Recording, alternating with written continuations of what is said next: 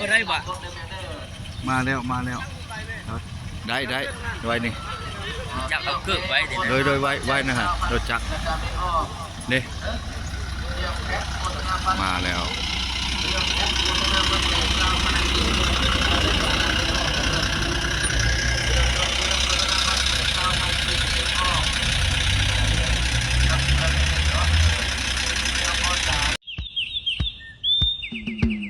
สบายดีมื้อนี้ละแม่นใส่บาตรครูบา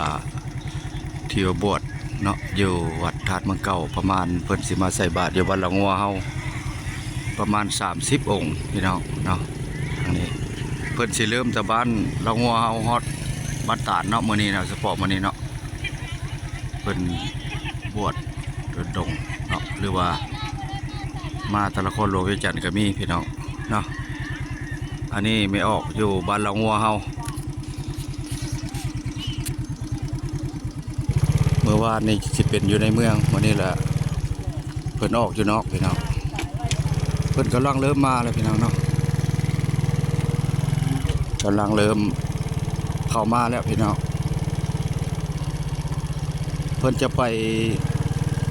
แต่ละจุดเนาะแต่ละบ้านเอง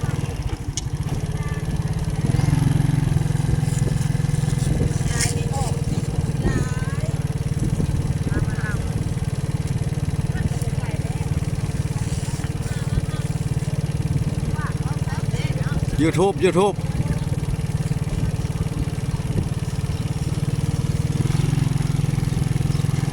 ตามสายทางในเพื่อสินับแต่วัดบ้านละงัวเฮาจนฮอดบ้านจนฮอดบ้านตานพี่น้องเนาะทางกะเกี่ยมสิลงอย่างเลยเนาะแต่ว่างัวเพิ่นก็บ่ให้ขังงัวขังควายพี่น้องเพราะว่าย่านอย่างมันบ่ติดเมื่อวานในเพิ่นสิเป็นอยู่ในเมืองพี่น้องมื้อนี้เฮาสิเริ่มจังหวัดละงัวแล้วก็ฮอดบ้านตาดเนาะมื้อนี้เพิ่นออกมาแต่ละจุดพี่น้องเนาะให้ไม่ออกต้นญาติโยมยืนอยู่เป็นแถวพี่น้องเนาะตัวนี้น้ำใจใส่ศรัทธาแล้วแต่ศรัทธาเนาะพี่น้องเนาะ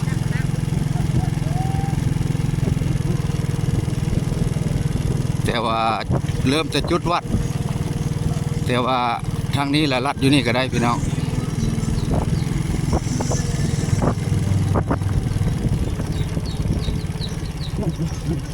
เป็นเริ่มจะจุดวัดเฮาเนาะเพราะว่าในสิเป็นอยู่ในเมืองไม่ได้จะออกเป็นซ่านเทศบาลเมืองนอกเมืองได้หนึ่งพี่น้องเนาะประมาณ30องค์พี่น้องเพิ่นบวชอยู่เมืองเก่าประจำอยู่เนาะเพราะว่าสิมีออกตนญาติโยม30องค์นี่แหละเพราะว่านั่นแหละพี่น้อง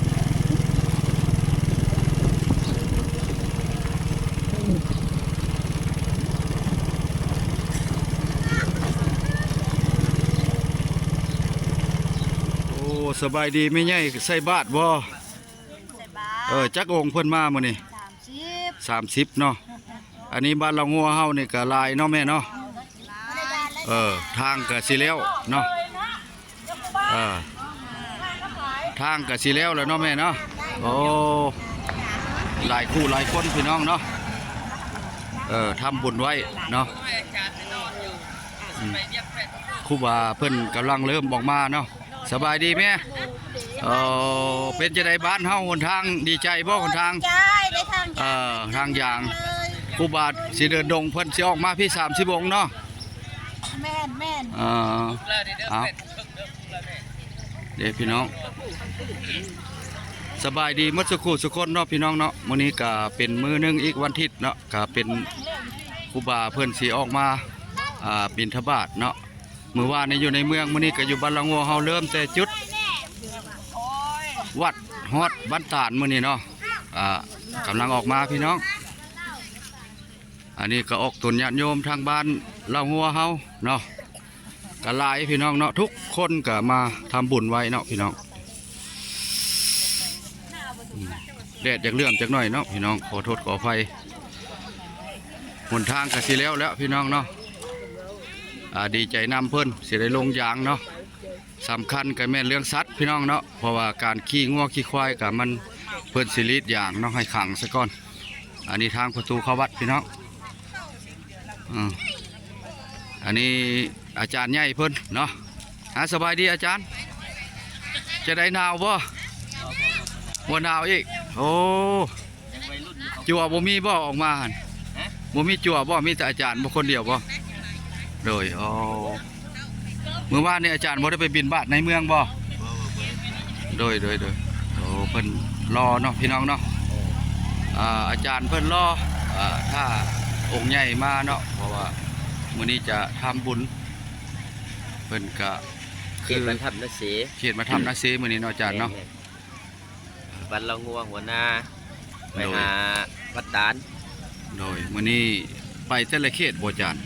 แม่นแต่ละที่คือว่าอยู่ละคนลงจันทร์ก็ลงมาบ่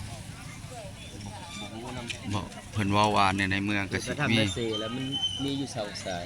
บัดเซเวนหาบัดถ้ำของนาเซงมันถ้ำโดยสำหรับมื้อนี้โดยติดตามต่อไปเนาะเก็บภาพตัดภาพไปทางตอนเพิ่นใส่เนาะพี่น้องเป็นระบบระเบียบเนาะมื้อนี้เอาบุญนำกันเด้อไปออกเด้อตอนเช้าเนาะคือใส่บาตรศาสินกะคือใส่บาตรธรรมดาหั่นเด้อญาติโยมเพราะว่ามีพระทรงกันหลายหลายองค์เนาะบ่ได้บ่มาแล้วได้ไว้นี่จักเอาเกิบไว้โดยไว้นะฮะรถจักรนี่มาแล้ว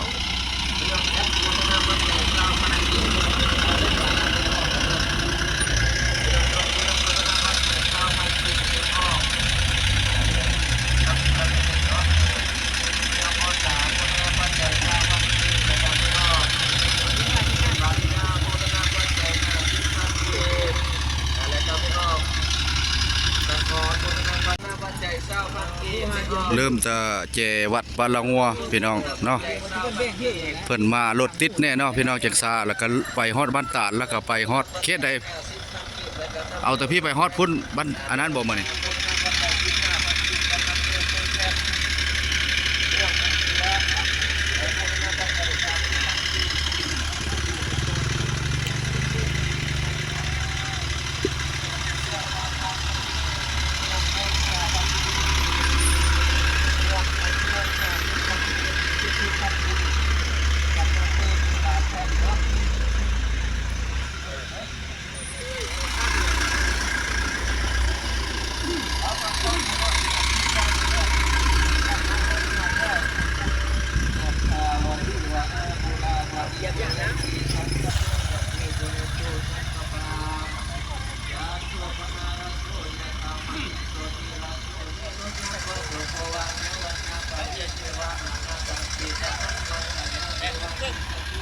เพิ่นเริ่มมาตั้งอยู่จุดนี้แล้วก็ไป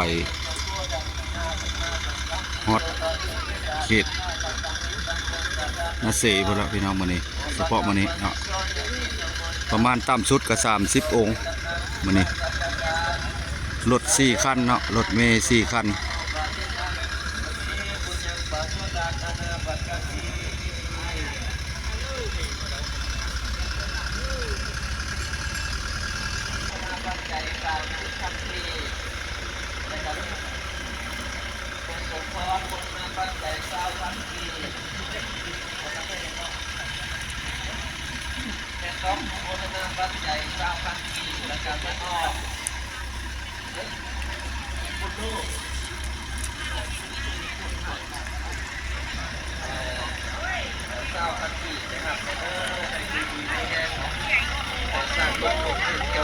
สบายดีเจ้า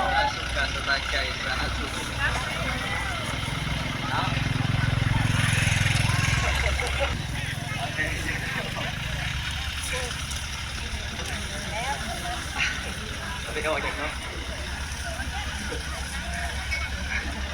เรียกเกศบาลวันเราดูว่าโมทนาปัจจัยนะซาพันธุ์เรียกเกศบาลซาพันธุ์เรียกจากนอกเลยเรียกอ้อยโมทนาปัจจัยอาชีพพันธุ์ก็ให้ทำแล้วสาธุ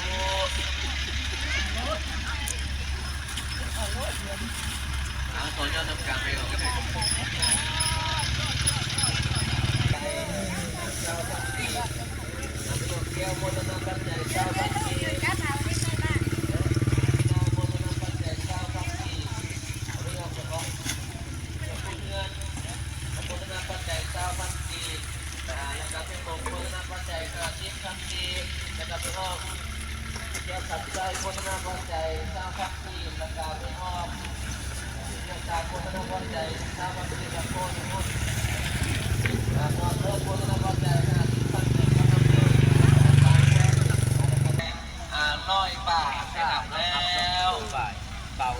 คนหลายพอสมควรพี่น้อง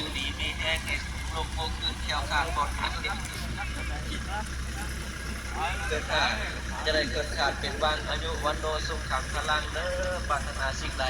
ขอให้ได้สิ่งนั้นให้มีเงินไหลนองมีทองไหลมา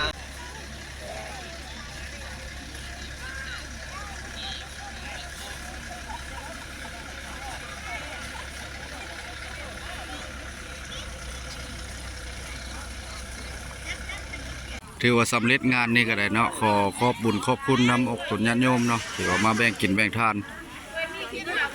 ให้บุญคำนำสู่เมิดสุขุสุคนพี่น้องคลิปนี้ก็ไปก่อนเด้อพี่น้องเฮาครูบาธรดกมาบินบาตอยู่บ้านละงัวเฮา